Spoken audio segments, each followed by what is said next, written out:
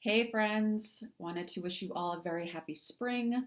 The sun is shining, the weather is getting warmer, and more importantly, we are starting the process of really winding down our spring semester. It's hard to believe, but here we are in the throes of the last few weeks of the term. And to that point, I wanted to touch base with all of you, put together a video just to talk you through, highlight some of the upcoming due dates and expectations for your last two assignments. So you have a presentation coming up, which I'm going to talk about a little bit. And you also have your final essays, which are due the last day of class, which is May 3rd. It's a Monday. So I just want to sort of talk you through how the rest of the semester will kind of unfold, highlight some due dates and expectations for these last two assignments. You're all doing beautifully so far in participating in our discussion forums. We are in the throes of the very feisty and delicious and juicy Penelopiad by Margaret Atwood. Much more to discuss. We will finish that discussion tomorrow evening. So if you haven't contributed yet, you have until then to do so. I'm really enjoying our conversations about these texts and unpacking these noble or ignoble characters. Okay, so this week we will have two traditional forums, discussion forums. Okay, so nothing really changes for this upcoming week. The following week, which is the 19th of April, we are going to begin presentations on myths of your choosing, right? This course is by no means an exhaustive representation of all of the phenomenal and worthy myths from a variety of different cultural and historical backgrounds that we could examine together. And so this is an opportunity for you all to take a little bit of ownership in contributing to the course. You can select a myth from your own cultural background. If there's a myth that's special to you in some capacity because you've heard of it or have read it, with your family or have known it since you were young, that would be a great myth to contribute to the course. It could also just simply be a myth that you have always enjoyed and that you know well and would like to see represented in our community here. So you have a little bit of leeway in terms of choosing a myth. Certainly you don't want to choose a myth that we've already covered in this class, so that is one of the requirements. Choose a myth that we have not discussed. You may especially want to choose a myth from a certain cultural background that we haven't seen reflected or represented yet. That would also be a good place to start. Okay, so step one is that you're going to choose a myth that you want to share with our class. Half of you, based on your last names, and I sent out a Google Doc in one of my announcements to you last week. I will resend that out to you so you have easy access to it. But there's a Google Doc where you can actually sign up for a particular myth next to your name, check through before you do so to see, what your classmates are doing so that there's not any overlap, okay?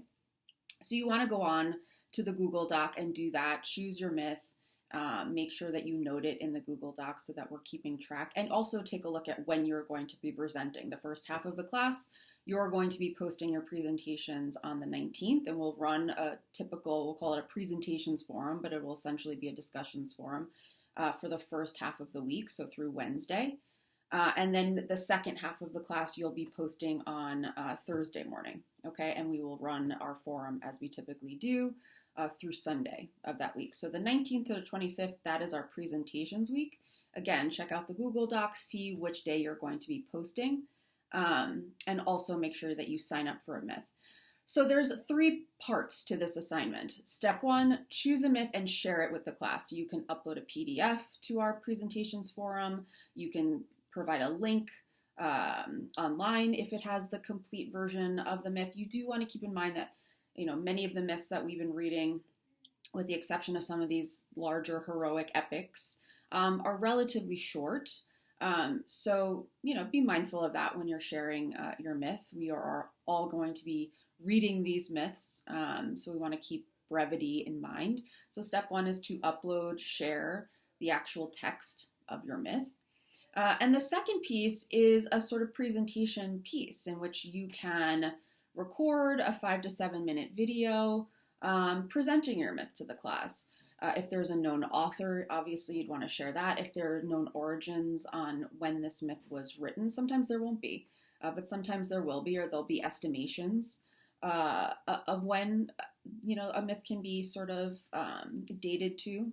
You'll want to include any relevant cultural, historical context. Okay, much like I do for some of our lectures. It doesn't have to be as extensive as a sort of written lecture or anything like that, but you do want to make sure that you're drawing the class's attention to any important, again, cultural, historical information that would enrich in our experience and our understanding, right, of the myth. You want to, consider the myth's moral message. Many of these myths have some kind of a teaching component or lesson to them.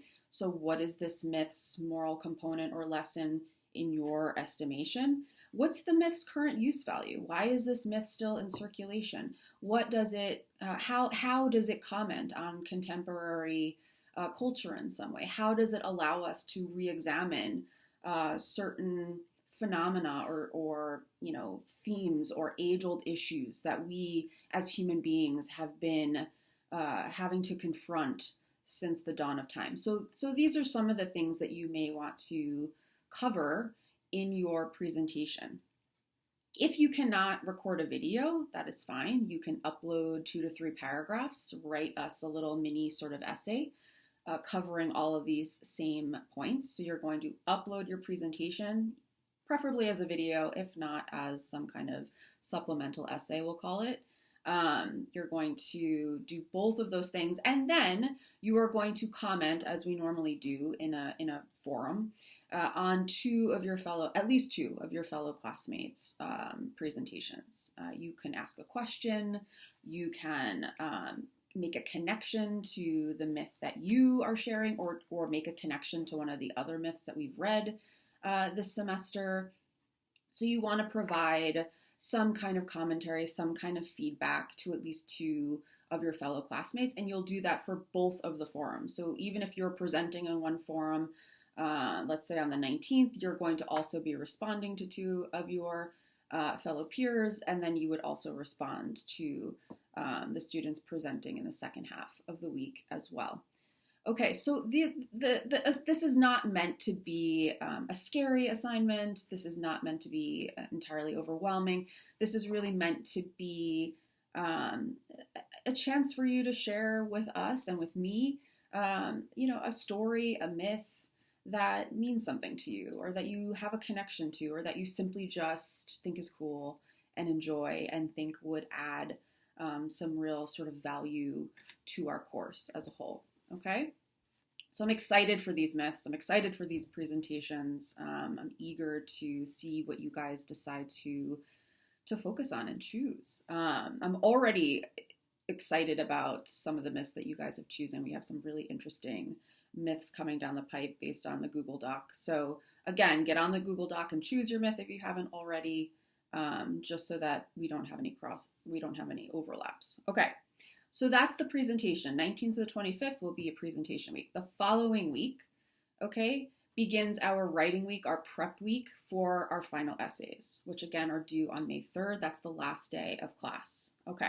I will be posting, as I did for your midterm papers, I'll be posting some sample prompts for you later this week. So you will have access to that soon and can start thinking about what text you want to put into conversation. It will be a very similar format. Okay, you'll be taking on 2 texts, no more than 3, again, to put into some sort of critical conversation with one another based on a theme, one of the questions that I ask you. Here is something important. If you've written on a text in your midterm exam, you cannot write on those same texts in your final, okay? You can, however, choose a text from the first half of the semester to discuss. It just can't be one that you've already written about, okay, in a formal way. You can choose to write about, the text that you are going to be presenting on, as long as you choose that text and one of the texts that we've read as a group from the syllabus. You can do that as well. So you have a little bit of flexibility in terms of the text that you do choose to engage in your final essays. Your final essays are a little bit longer than your midterms. So these are 5 to 7 pages double spaced. Okay, so at least 5 full pages to 7 pages double spaced. So you have a little bit more room, okay? Which means that you could take on another text in this particular essay. You can look at 3, or you can just extend your thinking a bit in this final essay. The final essay I always think about is like, this is your recital, right? You have been discussing these essays, unpacking these essays, practicing your close reading, practicing your critical thinking, your connective thinking between these texts. So this is kind of the chance for you to showcase all of those skills and sort of put them on display for your final essay. So that last week, that last formal week will be a writing week. I will be doing something very similar, offering conferences with anyone who wants them via Zoom, so that we can talk about your work, talk about your thesis, talk about the text that you're thinking of writing about. So you will have an opportunity to troubleshoot with me directly if you want to. I'll send around a sign up sheet for that. And you also will be doing a bit of a peer review on each other's work. So you're going to be uploading a draft of your essay by the 28th, which is a Wednesday of that final week. Now, before you panic, this draft can be, a flushed out introduction, thesis statement, and the rest can be a very detailed outline.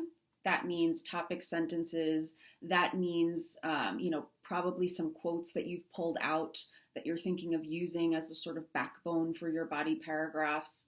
You can have something like that. You can have a fully fleshed out draft. The more work that you can do in advance to give to your partner so that you can get good feedback on it, the better. And that is just going to sort of set you up for some really productive edits and, really maximize your opportunity of submitting a really quality, fleshed out, well-considered final essay, right? Which should be your goal. I will talk more about the peer review as we get a little bit closer. I will give you a kind of guide on how to evaluate each other's work, and we'll be doing it through Canvas. Okay, I'll be kind of pairing you up with someone. You'll be uploading your work. You can actually use the kind of guide that I'm going to give you to answer some of these questions and then upload it to your partner, or in Canvas, you can actually write directly on your partner's essay itself.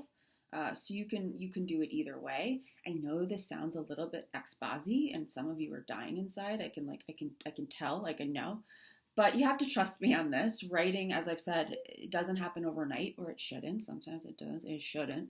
And this is kind of forcing your hand a little bit to think about these essays, not the night before, to think about these essays in advance, to plan for these essays, to work out the kinks, to get some feedback, and really maximize, again, your chance of submitting a work that you're really proud of at the end of the semester, which is what you should be doing, right? Yeah, right. Okay.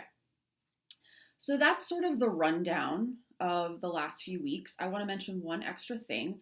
During the week of your during your writing week, I'm also going to be posting one last optional forum. Okay, this is a sort of extra credit forum. And it will be open to anyone who perhaps has missed a couple of our discussion forums and doesn't want to lose any points. Or this could be something that you simply do to get an extra 1 point on the end of your final course grade, how it shakes down. Anybody who fully participates in it will get that extra point on their final course grade, which is actually quite important. If you are, in between 2 grades, if you're an 89.2, and that's looking like a B plus. That 1 point could be the actual difference between a B plus and an A minus. So keep that in mind. Again, you will not be penalized if you don't participate in it, but it is going to be there. And it's going to be on Medusa and Perseus, and we're going to read some Plath, and we're going to read some May Sargent, and we're going to talk about the monstrous feminine. It's going to be great. Let's be honest. It's going to be a cool reading. We're going to read some theory. It's actually quite an interesting forum. But I'm going to offer it up as, I don't normally do extra credit, but I'm going to do it this semester given the weirdness of circumstances, and give everyone a chance to make up for a missed discussion forum or simply just get that extra point on your final course grade. Okay, if you have any questions about any of this, and I'm going to outline all of this in writing as well, but if you do, you can email me obviously at any time. You can hop onto office hours on Wednesdays from 10 a.m. to 11 a.m., or you can always just write to schedule some time to chat at a different time that works for you. Okay. Hang in there, friends. We are rounding the corner. We are rounding the corner. It is coming down the pipe for us. So stay strong, stay focused. A couple more weeks, and we will be saying au revoir to each other. Single tear. Okay. I will check back in with you guys soon and be in touch with any questions. Bye.